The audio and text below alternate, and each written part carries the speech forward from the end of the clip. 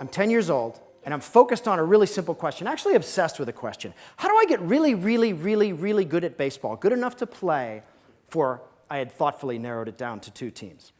The St. Louis Cardinals, because they won all the time, and the Cleveland Indians, because they never won. I kept striking out when I got to the high school age. I couldn't play that well, and so I made a decision. If I couldn't be a great performer, I would study great performers. I grew up to be a journalist and a researcher. And my job essentially is to travel the world and look at great performers and see what makes them tick. Look at the science of great performance. I married a girl from Ohio and moved to Cleveland about 10 years ago. And one day, my telephone rang, and it was the Cleveland Indians. They finally called. And they were in a bad spot. They had one of the worst records in baseball the last 5 years, and they were looking to bring in new ideas. And they had read some of my work, and they said, we want to bring you in. And one thing led to another, and I took a position as an advisor to the Cleveland Indians. And then something even more surprising happened. Cleveland started winning. For the last 5 years, we have the best record in the American League. We have spent $400 million less than our rivals. We're a small market team that is adding up to more than the sum of our parts. Being on the front lines and watching that rocket ship take off, watching that transformation, sent me on a journey to go around the world and look at great groups, high-performing groups, groups like Pixar, groups like Navy SEAL Team 6.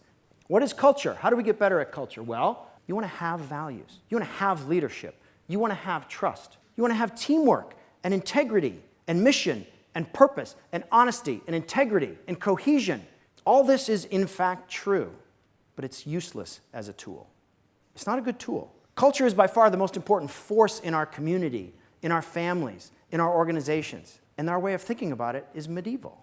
So I want to give you a new way of thinking about this space. And it starts with a group that maybe you've already known. Maybe you've already met this group. These are starlings, but this actually captures what it's like to watch a Navy SEAL team on a mission. This actually embodies what it's like to watch Pixar make a movie. This embodies what good groups do. They move at speed. Information flowing through the entire group, solving problems in real time. And the funny thing is, starlings have brains as big as a grain of rice. They're not paying attention to values, or mission, or purpose. What they are doing instead is doing the thing that all good groups do. They're paying keen attention to signals of connection. They're paying keen attention to signals that share information with each other. They're sharing accurate information and signals of direction. You are not so different. There's a deep human grammar of connection that we all are connected to. It's a language. It's a language not of words, but of signals. Signals that connect us, signals through which we share information, and signals through which we determine direction. This is the model for thinking about this space of culture. How do human beings connect? Well, we connect through safety. We build safety. When we get a signal of safety, we connect. How do we share information? How do we share accurate information in groups? We share vulnerability. We open up to each other and tell each other the truth. How do we determine direction?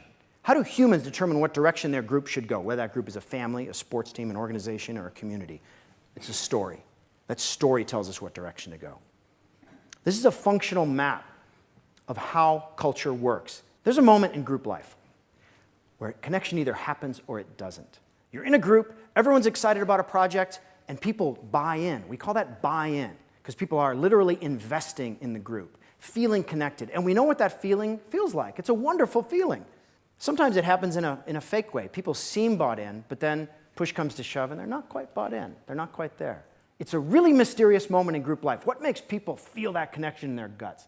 There's a man named Peter Skillman, who's an engineer, who dug into this question. And the way he decided to explore that question was through a contest. Simple contest. It was who could build the tallest tower with the following materials: 20 pieces of raw spaghetti, a yard of tape, and a single standard-sized marshmallow. Only rule, marshmallow goes on top. He had teams of 4, teams of CEOs, teams of lawyers, teams of MBAs, and teams of kindergartners. Ready, set, go. And all the adult groups start the same way. They circle up and they begin to talk. They make a plan. And then they improve on that plan. They have more talking. They improve on that plan. Then they divide up in roles, and then they start to build. And it looks gorgeous. It looks smooth. It looks cooperative. It looks like the embodiment of perfect human cooperation. The kindergartners, not so much. They basically start eating a lot of marshmallows. And then they haphazardly start jamming stuff together and taping, and it looks like complete chaos. And if you had to bet your life savings which group would win, most of us would pick an adult group. No question. Because that's the way our mental model of group performance works. Our mental model focuses on what we can see. And what we see, when we see intelligent, cooperative, experienced individuals working together, we assume they will combine into an intelligent group. When we see chaotic children jamming things together, we assume it is going to be a chaotic group. There's tower height in inches. There are the MBAs. Nobody was going to bet on them anyway. There are the lawyers. They do a bit better. There are the CEOs, do a bit better, but nobody touches the kindergartners. They win every time, and it's not even close. And it seems like an optical illusion. And it's because our mental model does not take into account the two most important factors of group performance: status management and safety. The adults look like they're cooperating. In fact, they are managing status with each other. While they're talking, there's a whisper in the back of their heads. Who's in charge here? Where do I fit in? Is it okay to say that?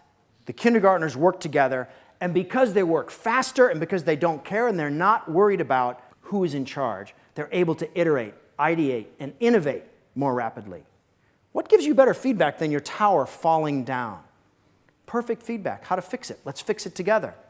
Safety is not just some atmospheric feeling. It is the core of good group performance. It is by far the most important factor. It makes you smarter. That moment of connection.